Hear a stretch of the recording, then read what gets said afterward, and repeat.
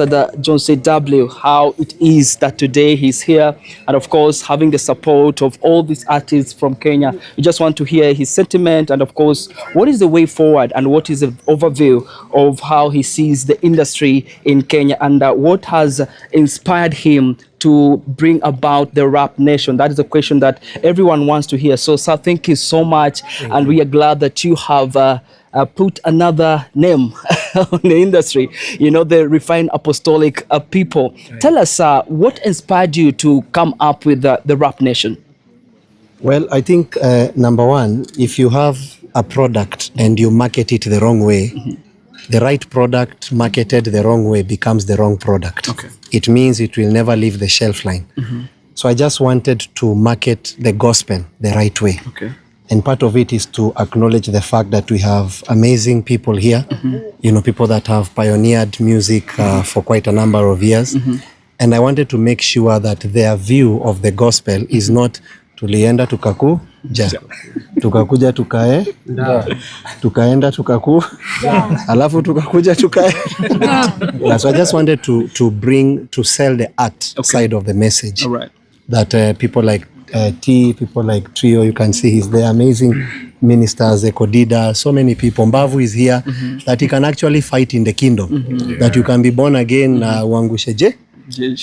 So inakuanga was just to try and showcase that all these things that people are doing in the world, they shouldn't look at the church as this boring place where if you want to rap, you should leave rap to be born again. No, you can continue doing what you're doing as far as it is impacting the generation in the right way. And that's just my heart's agenda. So I invited them here at my home. I didn't want to take them to a hotel, to show them that I care and I appreciate what they're doing. And my whole desire is for us to be united beyond religious lines. I think you're seeing Mohammed is here. You're standing for MP, right? Thika.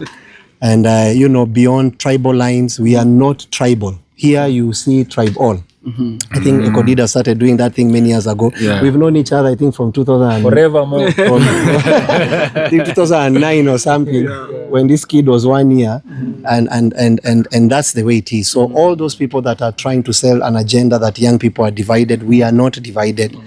Either on tribal lines, on religious lines, on economic lines, political lines, whichever lines. Politicians trying to use politics to divide us. We are not divided. We are one people. We believe in one nation, and our nation is called love. And that's what we are pushing through Rap Nation. Very much important, sir, because one will ask, why now? Why was this being formed earlier? Why now? Because others can say, is it a way of a move of getting young people to be behind you? Because there's so many questions, sir. So one will ask that question, why now? Is it the right time now, or is it that there was nobody else to do it? A true leader does not put people behind him. He puts people ahead of him. So why now? Because they are ahead of me. It's actually me trying to catch up. Wow. I was just listening to a sound with Trio and, you know, looking at the fact that he's celebrated in the Kenyan music industry. Kenyans all over celebrate him as far as T and all the rest. Mbavu, you can see an amazing person. And I like the fact that he could listen to our music and just nod his head and be like, wow, this is morning glory. This is what I'll be listening to in the morning. And that's just my heart's desire, to try and pass out the raw message in such an artistic way that people that are from other different parts of the divide can look at it and say, you know what, this is it. So for me, it's not because no one has ever done it. It's just because we are willing to do what has not been done, or rather to push the walls of the church and to break them down and say, you know what, the church is really out there. It's not this cocoon that we put ourselves in here. And by the way, remember, Jesus never came for clean people, so none of us is. We are all dirty people that require a clean God. So Tida akinisikia na nimsupport, who knows, anaweza sema na ule Morio Joe amenisupport, ningetaka kujua Mungu wake. But if we keep on fighting these people and, you know, putting them outside there, no, the gospel is for them. The gospel is for us. So that's just my heart's desire, to sell Jesus the right way. Wow. And that's it. Yeah. So speak to us about the refined apostolic people. What is the inspiration behind it? Art. Truth and art. I don't know if that's the right way to say it. Truth in a very artistic way, truth and art. So Rap Nation means Refined Apostolic People. It has over 100 songs. I don't know if people can swallow them. And I'm challenging rappers, I'm challenging singers. If you can catch up, ni mbaya hapa hivi naenda kuwa mbaya. Hapa ni hapa kuwakumbusha tu. Ni catch up. Itabidi watu wamerudi studio. Wakembeshi. Juu hapa hivi itakuwa mbaya. But basically it's just the whole idea of, and it will be happening this Saturday. I invite all of you. I hope I'll be able to see you, T. Of course. Tutakuwa hapo church, Share the Love Center, Kennel. It will be from 2 p.m. I did an album on 31st. I think you all know that I did ministry for 16 years, build a global ministry, thousands of people. But on 31st, I stepped down. I did not leave it to my wife. I'm married. I did not leave it to my brother or sister. I gave it to a person that the ministry is actually, if you allow me to say, so that you understand the weight, the asset base of that ministry is around 140, 120 million. Over. And I took someone I met 3 years ago and I released everything to that person. Wow. Because ministry cannot be inheritance. We cannot treat ministry as inheritance. You know, I might be a pastor, but my children will be footballers. I shouldn't push my children to be lawyers because I'm a lawyer. Only God knows us. So my job is to father them and God's work is to establish them. So that's what Rap Nation is about. Okay. Yeah, so expect good music, God music, and music that unites young people to the glory of God. Wow. And I repeat, we are not divided. Ja bless. Maybe, sir, maybe one question before we just get one to speak about, sir. You have really worked so hard to make sure you pioneer the gospel in all angles. What is the lesson that you yourself learned through this, and what is the expectation to those that you lead? The power of oneness. No matter how much of a good product you have, it must be consumed. Okay. Steve Jobs cannot be Steve Jobs if Apple is not consumed. We have to buy Apple for it to be it. We have to buy Colgate for it to be it. So I just think it's the power of oneness that even if you have something good, if there are no people to consume it, your product is useless. Okay. So for me, what it has taught me is oneness. That we need each other. And that's why for me I felt it important not just to call people in the gospel industry. I mean, can I tell you, do you know Jesus picked people that had nothing to do with what anyone was thinking about? At some point aliulizwa, wewe unaketiaje na washirati? You are sitting with sinners. It means that's who we are supposed to sit with. Wow. But the minute okay, sawa niulize bingi. Mungu Baba, Mungu Mwana, na Mungu Roho Mtakatifu. Wanawachanga wapi Mungu Mama? Hebu tueleze. Unajua mama ni creation. Unacheki tutaanza hiyo daro. Unajua sawa. Wewe nimekuona wewe. Ukianza ndio kama unafaa ukuje saa to ujilista. Yeah, but we love, see, tunapenda Bingi. Bingi is doing an amazing work. Let me be careful to say I'm not pioneering anything. I mean, with people like Akine Kodida, we are simply just we actually have a song many years ago, but I just think I'm not here to pioneer anything, and I don't want, in fact, this is what I always say, I don't have to be the main guy. I just want to be part of the winning team. If it's you that's the head, it doesn't matter. Meacha mimi nikwe tu mguu mahali, but nikwe tu part of the body that won. And that's why you see us pushing for good governance, pushing for good music, pushing for MCSK to do their job the right way, that people should receive their dues. In the US, if you are an underground artist, you are living better than a millionaire in Kenya. Pushing Safaricom to make sure that once they get these resources that belongs to people, pesa ifikie watu. And what better way to do than to push it through this idea? So my thought is this: if at all, we should have leaders in Kenya that are also gifted. Because if you have a leader that is gifted, atapigania watu wa hiyo, anaelewa mashida za hiyo gift. Hakutakuwa na mashida unnecessary kwa hii area. But so that's basically it. So Bingi tuamjibu sato, tusianze tena daro hapa tuanze kulala.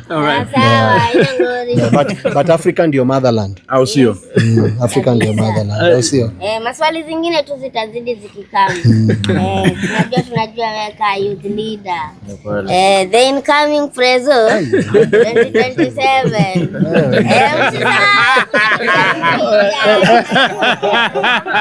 All right, so the last question before we let you go. All of these artists, they suffer one thing, and that is income, and that is piracy. What is your advice to the industry and to those that are in government concerning the piracy and also concerning the security of any artist in Kenya? Man, you don't have a nation if you don't have art. Okay. In fact, the jobs the government, do you know there are over 16,000 people, I think, registered in MCSK. Now, you can imagine all those people. Like if I take an example of Echo, my brothers here, Trio, how many people? Trio came with several people. How many people are feeding from him? So if you build him, how many people in his chain have you built? Yeah. So if you take what belongs to Timothy, that have you really destroyed him or you have destroyed his chain? So the jobs the government is looking for, kuambia watu ende Russia kupigana, you don't need to do that. Art can swallow the biggest percentage. Why? 68% of Kenya is 36 years and below. Wow. So what do they listen to? They don't listen to many things. They are very artistic. So it means the best way to create job opportunities for this 68% is what they love doing. Okay. You know, there's things like AI, there are things, anything to do with art. So the government can create more jobs if they can focus on art. Kenya has the best, like the other day I was seeing someone playing it in Europe. I don't know if anyone saw the video online. One of the best goals in the Wanyama. Can you imagine? Ile kuna shot flani alipiga moyo cheche mbaya sana. You remember akiwa Tottenham? That guy belongs to Kenya. People like Mariga in Kenya. You know, I like the fact that I've seen how Mbavu, I think we need to applaud him for the fact that he has found a way to clone himself, that now industries are looking for him. Wow. If you want to trend, look for Mbavu. So if you build him, you can imagine the chain of people in the ghetto you have built that believe in him, that eat from him. If you build Echo, if you build myself, if you build each and every person that is standing here, T and all the rest, our sister here, you have built an whole entire chain. My aim is to the government to look at art. Na wezi ekawazai ni kama saa surely ICT, man. ICT should be a young person. ICT jo, there are dockets in our generation. Sijui Ministry of Sports, surely mtu hata ajui ku kickball, man. You know, when it comes to music, I just think I saw that there are several people, governors, that they are now retiring from governor. They want to be senate. Go home. Go enda tu home wewe. Achia young people.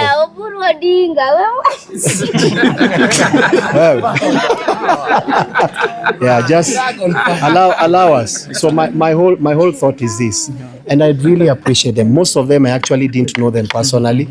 To see that they could trust that they can come here and be treated well, and just know very well wanaenda kwa pasi na wasinione ni kama mjamaa anaenda kutuombea mazejo, itabidi tena tuende tukaokoke huko. Hapana, kuokoka ni at your own time. What is important is morals. Wow. Whatever you would not want your child to do, don't do. Unaona? Kama unakata maji, kitu hiyo isipatie mjuni wako. Yeah. Wewe si mbaya. Ukifika tu mahali, hata si tulikuwa wabaya kuliko. You know, I was a matatu conductor at 16. Wow. Then I became a matatu driver at 17. Then I met my wife as a dog feeder. I was employed to feed. Nilikuwa nalipwa so 3 kwa wiki. So 3. Okay. I was being paid 300 a week. So what does that tell you? If we are here standing here today, it's just by the grace of God. We have been named, I think I'm the African representative for UNIPGC. I'm an ambassador. Wow. I'm a businessman. I made my first 1 million at 22 years. Wow. Can you imagine? So it means that there is a right way of doing things. Sure. And young people, please be patient in life. Usione mtu amedunga kiatu moe cheche, wewe kaa tu na kiatu. Hata kama una kiatu, tosheka tu. Build yourself slowly. Don't allow peer pressure. Eventually, you keep on getting there. So I repeat again, Kenya is one. And to all those of you that are trying to divide us, hatununui. We are one people, beyond tribal lines, beyond ethnic lines, religious lines. Kenya is one. And Kenya is love. God bless you. See you on Saturday at the Rap Nation. Bye. Yeah. All right. Tini. Wacha tuanze na Yesu jo. Kwa Yesu sana. I think as ambassador amesema, CW amesema kitu ya maana sana. Unity is priceless. Wherever my people are united, I command a blessing. Hiyo ni kitu Bible inasema. Whenever watu wako divided, na maanisha ni area ya curse. So sai tunaangalia vitu mob zinaenda left, right, center kwa country, watu wanalia, but they don't understand issue tu ni unity.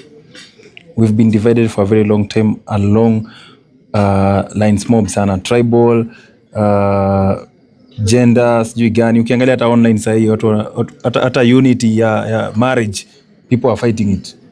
Watu wanaona kama marriage haibambi. People are trying to look for every single way to divide each other, and that's ground poor sana ya shetani ku thrive na kuleta poverty.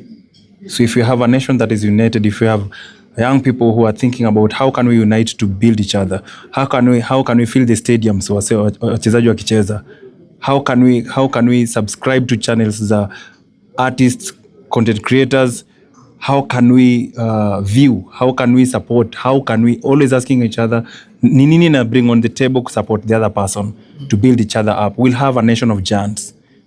And if you are surrounded by giants, if everyone around you is a giant, you are a giant by default. If all your friends are giants, then you are a friend of giant and you are a giant by default.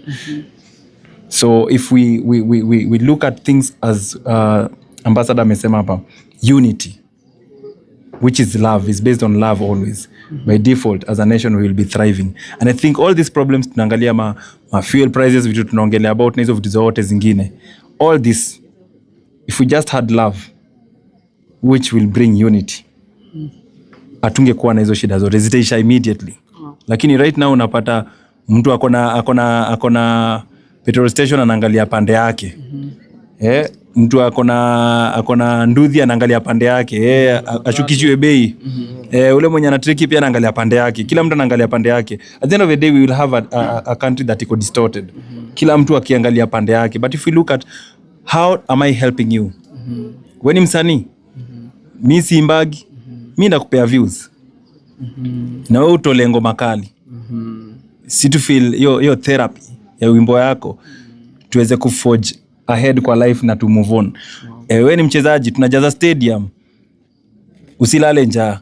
Tutalipa, tutakuja ati za bure grao. Tutalipa, tusupport, tupige nduru kwa grao. Grao ikiwa imejaa, ukijana apate do, aweze kuempower family yao. Empower vijana wengine mtaani wabaye manduthi joka na millions. Wenye tunaona kina Neymar wakifanya hizo countries zingine zimesota kama Brazil. Wamesota kwa country imesota tu kama Africa. But juu wana supportiana. Stadium imejaa kila saa. They end up providing for others jobs. Job creation iko hapo kwa kusupportiana. So I support 100% kitu Ambassador CW amesema. Let's love and support each other. Wow, perfect to me. Manze jo. Hapo ni sawa, napenda kianza na upako, unajua. Inamaanisha mbele iko sawa. Inamaanisha mbele iko sawa. So kitu ya kwanza nataka nianzie hapo mali ameachia kwa love. Mali popote kuna love na passion. Hakuna kitu inaweza haribika. Watu kama sisi mnajua mali tumetoka, lakini juu ya love na passion ndio kitu yenye tuko nayo imetufikisha hii place yenye tuko. So tushapata blueprint, tushapata siri. Tusituwezi yepa. Kitu kingine nataka ni congratulate manze jo CW hapa bana jo, nimesikiza hapo Juma hip hop mzee. Unaanguka na bado una pass. Kama uko sawa umeipata. Au sio? Alafu sana nataka nikwambie bado kitu kingine. Wewe feed focus yako. Alafu staff distraction. Tunajua mali tunaenda na furahi hiyo place yenye huko na tu represent fiti. Hii ni kama team. Wewe cheza namba yako 11, si wacha tushike side ya flank, alafu tuko na jagol na mani na nini. Wacha tuone vitu zitaenda. Kenye mimi usema ni do your best to God leave the rest. Wacha tuone je usiku iko na nini na tu hold there. All right. Babu kwa hapa. Babu. Atafuatwa huko. Halo. James Bond. Kweli manze. Mimi kitu nataka kuambia manze, bro akifanikiwa usishike chuki. Kama si bro leo si atungekuwa hapa, unaona? Hata bro akijangora chiki vile amejangori. Guys smile. Manze anataka kutupiga knowledge. Mimi nimesikia beat huko juu. Ndio. Sijai kuamnisha lakini nimesikia beat manze burueni imecheza mbaya. Unaona? Manze big up CW hapo hivyo. Na nimeona hapo mabonda. Hapa kuna kucheka. Ni mbaya. Ndimu.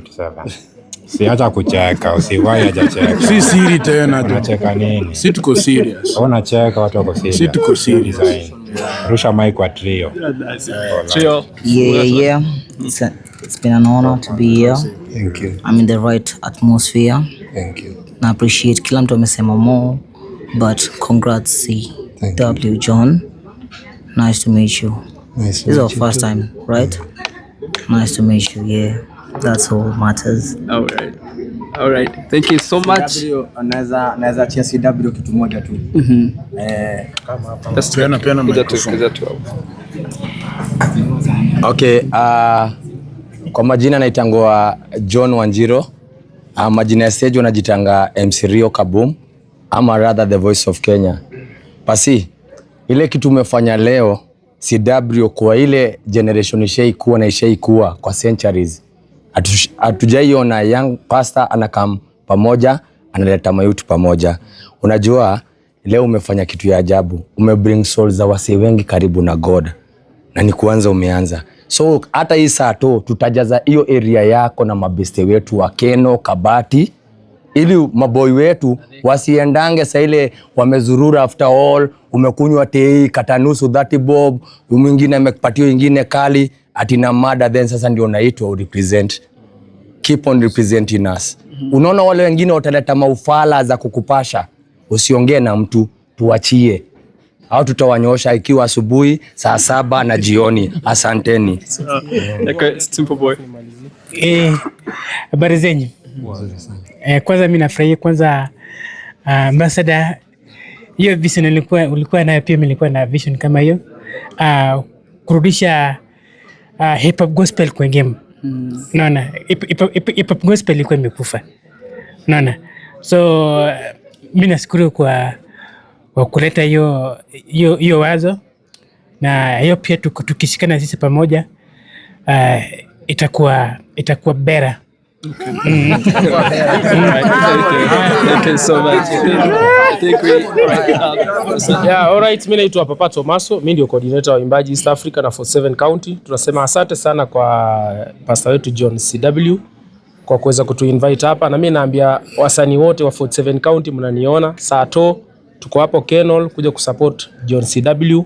Najua hakuna mtu mwenye amjui, so mapema ndio best. Viongozi wote, kila mtu tujaejae hapo, tukuje tusupport. Umoja ni nguvu. Ukitaka kwenda mbali enda peke yako, lakini ukitaka kwenda mbali zaidi enda na wengine. Ndio unaona jioni ya leo tumemiminika hapa pia tukiwa na Dr. Ezekiel Mtua pamoja na Pastor Burale. Tumekaa hapa kusupport Pasi, maana tunajua mahali ametoka na tunajua mahali anaenda na tunajua vision ambaye Mungu amempatia.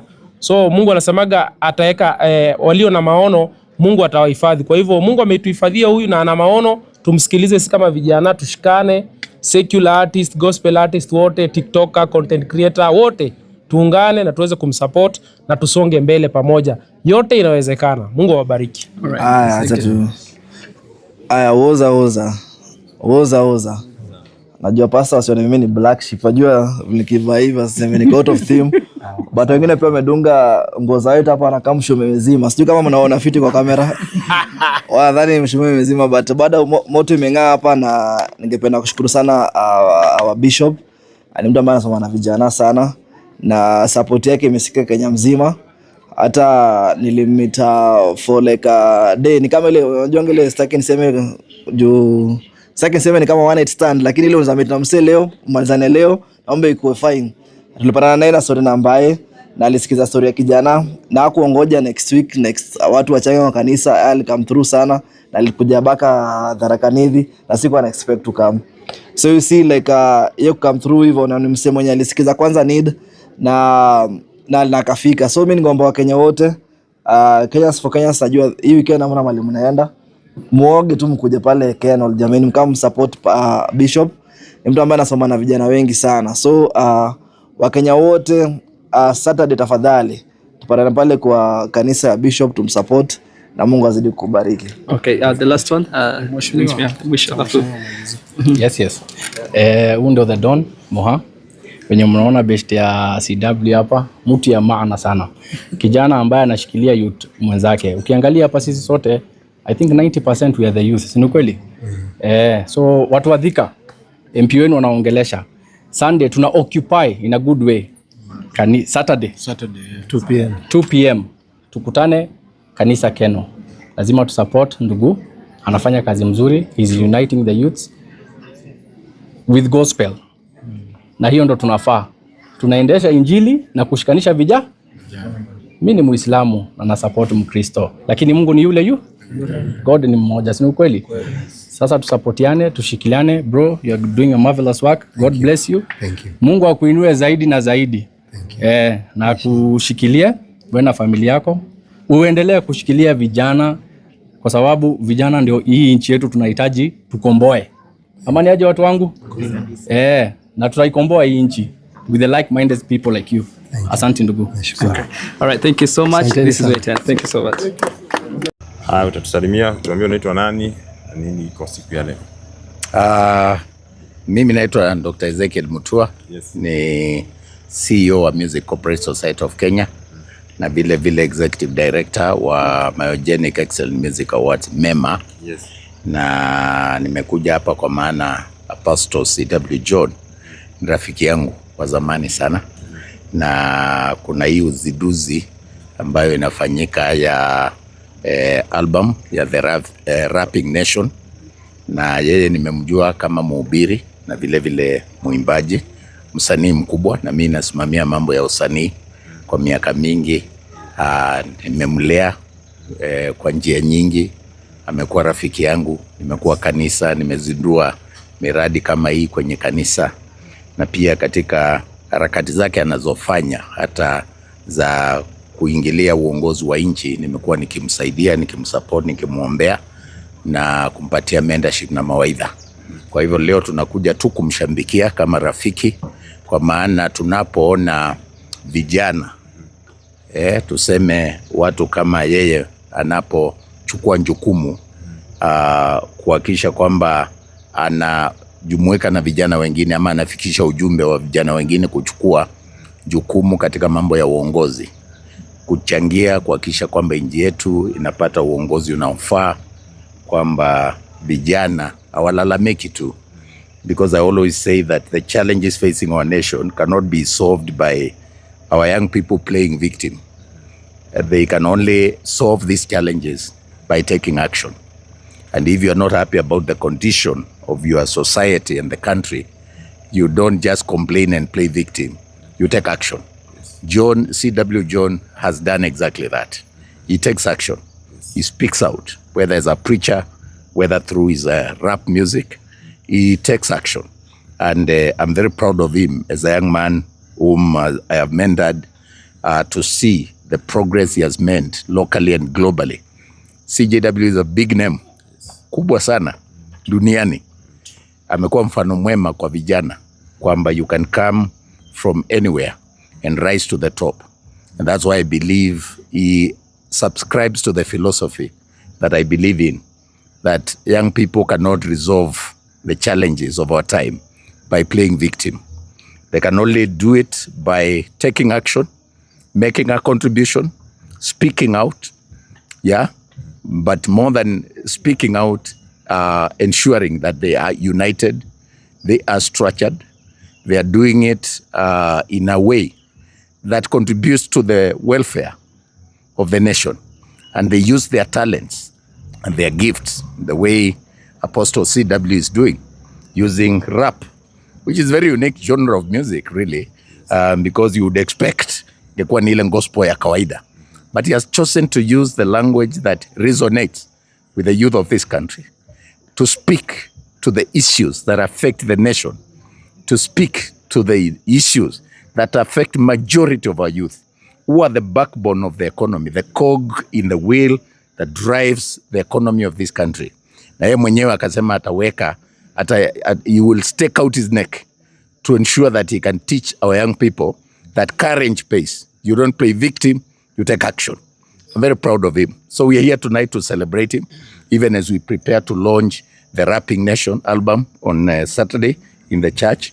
I've been there before, I brought artists, we have had prayers, we've been working together by and large. And therefore, for me to be here tonight is a great honor, and I thank him for inviting me. Yes. What is your message kwa wale wanaanzia usanii ama wale wako bado kwa industry, utawaambiaje? That Apostle is a good example, that no matter who you are or where you come from, your dreams are valid, that you don't need to give up. You don't have to be a big name to make an impact in this country. You don't have to be based in the city or to come from Karen or to come from, the living suburbs of Nairobi, that you can come from anywhere. Apostle has been operating from Keno for many years. built a center there, grown his ministry, and now see what he has done, the influence he has globally. I think it's a good example to our young people that when you are determined to bring change, it doesn't matter where you come from, that God will be with you, God will help you. The way he helped David. See, when David got into the scene, when Goliath was intimidating and harassing the children of Israel, he was not seen as the best. No. And but he had a testimony of things he did in obscurity in the wilderness. And he says there's a time the bear attacked his father's cattle, and he killed the bear. Another time the lion came and attacked the cattle of his father, and he killed the lion. He's saying, now this Philistine before me, I will also conquer him.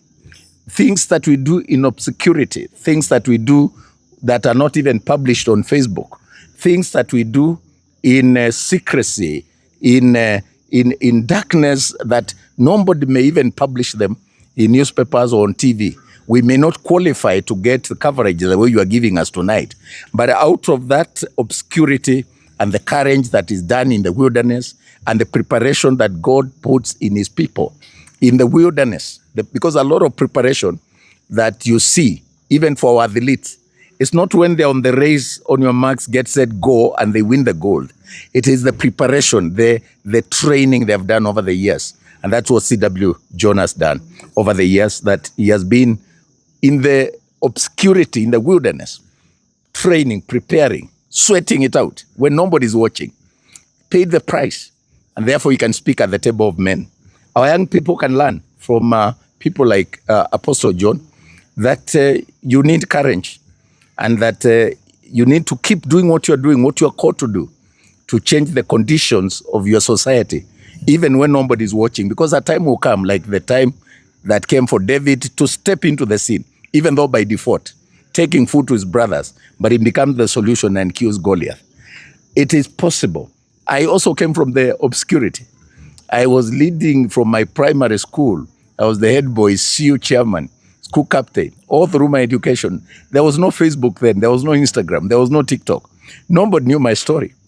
But when I joined Nation and I became a journalist in 1994, I started getting noticed. And by the time I was getting to 2001, I was elected Secretary General of the Kenya Union of Journalists. You can come from anywhere. Our young people must know those things you do in church, because I think some of us learned courage to speak from Sunday school, just reciting verses. The Lord is my shepherd. And it shaped us. That became our story. But out of obscurity in the wilderness, the training God gives you in the wilderness when nobody's watching, but you keep doing what is right. You keep conquering, overcoming challenges, building your resilience, building your mental fortitude to face challenges and not to give up. That is what contributes to great leadership. And that's what I see in C.W. John, and we are very proud of him tonight. Yes, thank you. Maybe just to continue, my name is Collins Kanira, and I'm coming from Spirit TV. You have really elaborated very well. But so there are challenges when it comes to the issue of young men and young artists upcoming, especially in Kenya. They are saying that they have not been given what we call an airtime to be listened to. You go to our radios, you go to a TV station, they prefer music from outside. We speak of Nigeria, we speak of South Africa. Kenyan musicians are really suffering. So where you are standing, what is it that you can tell them right now? They are watching you, they want that hope. What is that one thing that you can assure them? I've been in public leadership for many years. Okay. And I've been a champion of the 75% local content quota by our radio and TV stations. But I also championed digital migration that moved us from the media domination by a few stations to the kind of stations you are seeing here tonight. I paid the price for that, if you remember. Okay.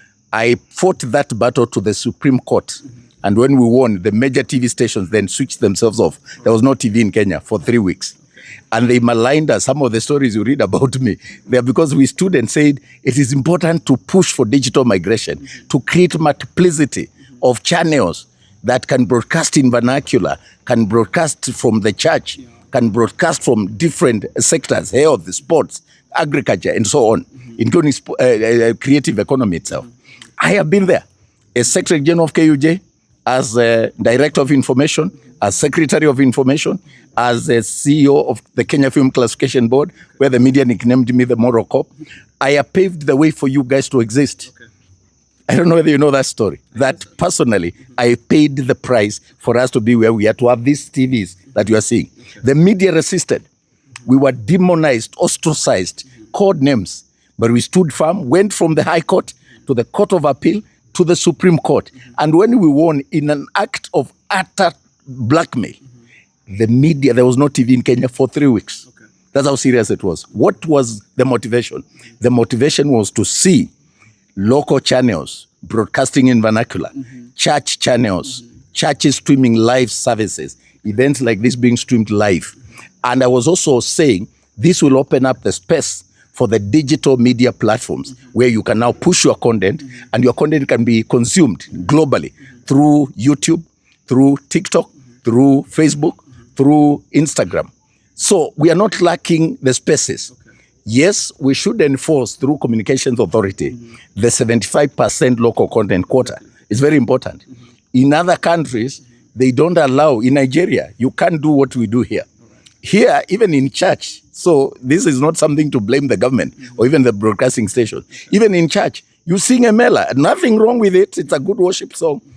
But you will ignore the local musician and you'll play a Nigerian song and sing it even when you don't know what Imela means. Okay? So the blame is not on the government or on anybody. It is on us reflecting on the best way to provide leadership to ensure that our local people get opportunities. And that's where MEMA comes in. 2 weeks ago, we launched a program called MEMA, Myogenic Excellent Music Award. It's not an award per se. It is a tool for empowerment, where you can even nominate yourself. When you nominate yourself, you focus on your fan base. Kuna watu wanapenda sanaa na muziki yako. And this is for everybody, from church to the clubs, the entire ecosystem of music. Anywhere music is played. So that we increase the capacity and the opportunities for our artists to be supported by their fan base. Because artists do not create for themselves. Hakuna mtu anatunga muziki, aiwe anauimba yeye mwenyewe. You sing for the others. You gather news the way you are gathering to relay to the audience. Now we are turning the spotlight on the audience and saying, you can appreciate our artists and our creatives by voting for them through MEMA. And a vote is 100 shillings. 25% is yours from day one. So MEMA, actually, there are no judges or, to determine vocals and so on. It will be the votes that you have gotten from your fan base. So we are giving you the challenge to engage your fan base. Because when you go to clubs, and I'm not saying I go, I'm born again, so don't use that one again. Although we are taking the gospel there. I said when we were launching, this one is entire ecosystem where music is played. And we identified 4 areas: church, entertainment joints, that's our clubs and bars and so on, transport sector, and broadcasting sector. So we'll be engaging with all those. So if you find me in a club, I'll be only speaking the gospel of MEMA. But you've seen, when a band performs, when they go to sit, shabiki wanasema waangushie mizinga, wapewe pombe. Now, while that is an act of kindness and a good gesture, it cannot sustain them. Hiyo mizinga italipa rent kesho. Yeah, italipa rent. And so MEMA looked at it with my brother here, Solomon Oboto. Solomon here was a US Army officer, earning good money in the US. But he came back to Kenya to give back to the community. And when he came, because he had watched me through the same digital platform, we met on TikTok. Okay? I was running a program, a live session on TikTok. He came from the United States wearing the US Army uniform. And he introduced himself. And eventually when he came to Kenya, he said, I want to support what you are doing. We have to support our creatives. And we kept thinking, we have attended so many awards. I think hakuna award Kenya tunjewe attend na huyo ndugu yangu. Tunaenda from Kibali to Kuza to, Timiza, all those in the Nairobi cinema to everywhere, Mombasa, KICC, everywhere. And, you go there, give 50,000, give 100,000, but that has not solved the problem. In fact, what pains me most is when an artist wins an award, but they can't even get fare to go back home. Yeah, very true. And that pains me. So we introduced MEMA and said, MEMA will be about money. Nimeona watu wanasema hii ni biashara. Ndio ni biashara kabisa. Duty is charged. Hii sio award. Hii ni kura, engage your fan base. Leo nimepigia hata Papa Tomaso nimemuongezea. It's about money. And you can see it on your phone. who is voting for you. So when you come for an event like this, ukipata microphone, ambia na niko nominated mema, nipigieni kura. What will happen is the cumulative impact of your engagement with the fan base in the next 6 months will establish a company where you are a shareholder as an artist. This company, how we are doing it, we are targeting one, uplifting the welfare of our artists by ensuring that when we come to October, we are announcing the top winner. It is the votes we are counting, and they'll get 5 million plus a car. Number 2 gets 3 million. Number 3 gets 2 million. But in July, when we make the midterm payments, we have also arranged with our counterparts in the diaspora. And najua diaspora wamechangia sana. Kujenga manyumba, real estates, and so on. They have really been contributing to the GDP of the country. In fact, the diaspora remittances are the highest contributor to the GDP of our country. We have said the diaspora doesn't have now to contribute to brick and mortar. Support artists through MEMA. So that UK, they have opened up in August from 13. We are taking the top 10 contestants in MEMA. We'll have reached a threshold of 200,000 votes to the UK, and they will be performing and getting paid. We bring them fully paid, a fully paid trip. In November, we'll take them to the United States. They are getting 2 things: exposure, but opportunities also to perform and do collaboration with other artists. In other words, I think what we have been lacking is a strategic leadership decision. It's not for lack of opportunities. The church needs to think, because, and I'm not blaming the church, I'm just saying the situation cannot go on like this, where choirs perform and they're not paid. Worship teams, they prepare, they take a lot of time, they're not paid. MEM has come to respond to that gap. And so we are working with the churches to say, look, you may not be able to put the choir on the payroll, but this is talent. Art is talent. Singing is talent. You can't just allow this to be used for free. Because when you bring somebody to fix the lights or the technology in the church, you'll pay them. Electricity will be paid. Those guys who are doing technical work, plumbing and so on, will be paid. But the artist comes to practice and go home. They come, sing, and they go home. And they're not on the payroll. We are saying now we can give you a solution. Just vote for them. Appreciate them through your vote. By so doing, MEMA will build a structure that gives them a medical cover called MEMA Afia, that gives them something we call bundle of joy, because our choirs, they give birth, they are parents, they are human beings. So there's MEMA bundle of joy, there's MEMA school fees program that will ensure that you get an advance. And look at it this way, my brother. If you get 10,000 votes, and there are some people adding there, we launched on 2 weeks ago. It means you can access 250,000 for free, interest free. You're not refunding. This is money. If you reach 10,000 votes, you can access 250. At a time, my brother, when the media recorded 2 weeks ago that Kenyans full-lizard over 1 trillion, it means Kenyans are looking for 1,000 shillings, 2,000 shillings. Just more bob to fill the gap, to bridge the gap and survive. Now MEMA has introduced a package where through your fan base, you can access 50,000, 20,000, 100,000, 250. And we are targeting each of our nominees getting to 5 million. Right. Before I let you go, you have really explained it well. But in Kenya, we know very well that an issue of piracy. A lot of artists are removing, they have their songs outside there, but there's an issue of piracy. This is one of the things that is killing the industry of Kenya, especially when it comes to musicians. You speak of MEMA, that is a very good idea, but what is the security of that artist? How do they join? How are they sure that this is what I'm going to get at the end of the day? Because you said very well that you have to have something to go home with, but they don't get it. Because once they perform, the pastor, or rather the one who has brought the entertainment that particular time, get his package and goes away. What are the measures that are putting that person who is outside there, the artist who is outside there, is very much in confidence with you, saying that now I have someone who can speak to us, and especially speak about the issue of piracy, sir? At least MEMA is transparent. It's on your phone. Once you get the link, I vote for you right now, you can see.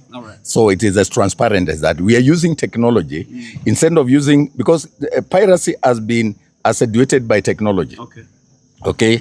That somebody can go and just download your music on YouTube and so on. We are now turning that page and using the same technology to create a financial structure that safeguards the welfare of our artists. In this era of technology and globalization, there's very little anybody can do to regulate, because to regulate piracy and curb it, you will have to regulate internet so that people have no access, and it is difficult. While there are policies that ensure that YouTube can flag if you infringe on copyright, whether even there are detectors of AI to know whether you have copied somebody else's work. I think eventually it will have to be a moral issue. I think we need to be sensitized to just respect our artists' work. Don't use it for free.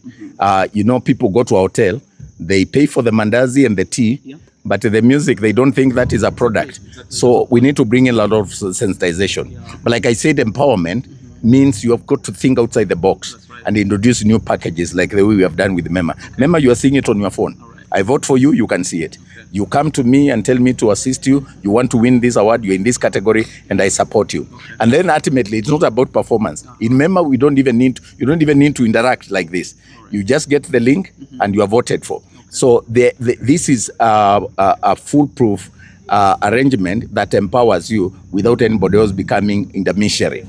And in the process, then, you get an opportunity to control through your fan base, money that takes you to the next level and cushions you. Wow, thank you so much, sir. Allow me to go to my brother here. You come from US and you brought some goodies for Kenyan musicians. What is that one thing that you can say and you can tell them? Tonight they are watching you. A lot of them, young men are coming out of schools and they have talents. And they're feeling like Kenya is not that place that you can expose, You can just go out and be called out and, of course, being appreciated. You have been to US. What is the experience there and what can you bring into this young generation?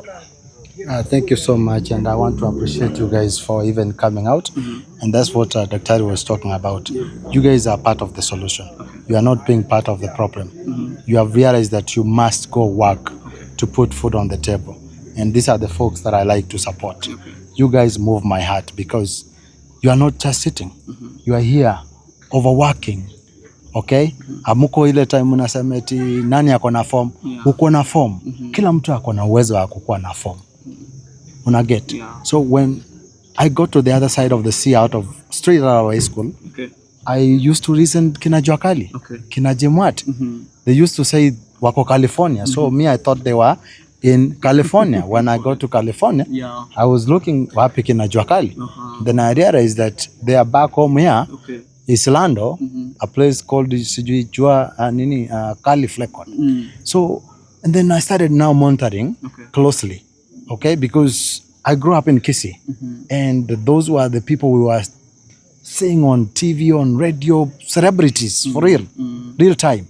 So when I got to US, didn't find them there, started watching their music on YouTube. Some of them are not producing music anymore, like Jim Watt. I started wondering, wow, what is happening? All right. So I started doing research and all that. And then, so when I came to Kenya, you could meet an artist that I thought when I grew up was a celebrity. And then they can't even buy UT. Right. They say, bana, niokoe, nini, sijalipa rent, niko na madeni, nini. Then I started wondering what's going on. But when you have somebody like Akon, who most of artists measure up, even more than him, he's back home in Sierra Leone rebuilding his country, using money that he earned from his talent. That's right. You talk about Conchestina and John Cena. They both have the same talent. But the other guy has a structure, but this guy back home here does not have a structure. All right? So that's the structure we are bringing on board. Wow. Thank you. So that it's more than an award. There is so much scholarship for talent in the United States. But for you to even get to that embassy, you need to apply for a school, which 90% of our folks here in Kenya, they don't have the money to apply for that school. Number two, you go to the embassy, they want you to show us a bank statement. You don't have a bank statement. Now MEMA can give you a bank statement. All right? Then you go to the other side of the sea, you know nobody. But now since MEMA, I have the connection on the other side. I have all the connection that you need. So MEMA is a program that is set on foot to set you up for success. It's upon you to understand it and use the tool to help you to move from point A to point B. Okay. Yes. All right. Thank you so much, sir. Maybe there's another question, but I really thank you so much, and thank you for bringing Mema to Yeah, to this and I was saying what we are doing is what happened to America. Okay. And also to the Nollywood. Okay. Hollywood in America was not built by the government. Okay. It was built by the private sector. People just sat like this and came up with a program.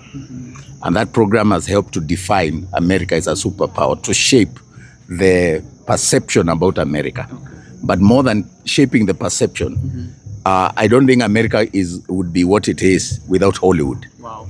Closer to home in Nigeria, Nollywood, we consume their films here. Afro cinema returns shortly. Yeah, Niger movies and so on. Like I said, their music, even in church, we sing a lot of. They have helped to push even their cultural diplomacy through music, through their content.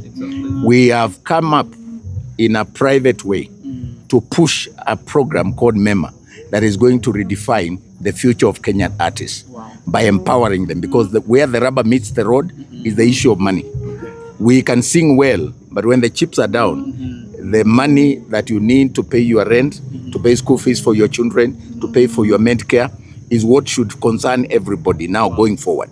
I want to appeal to everybody in church, in politics, people like leaders like CW John and others to support this. And we want all the artists to join MEMA.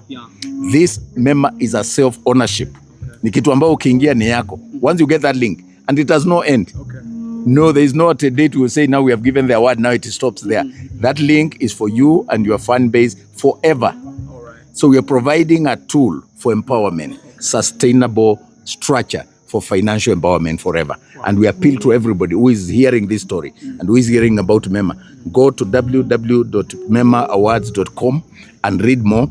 Nominate yourself. You can come from any category. DJ, MCs, media people like yourselves, content creators, TikTokers, everybody, dancers, everybody.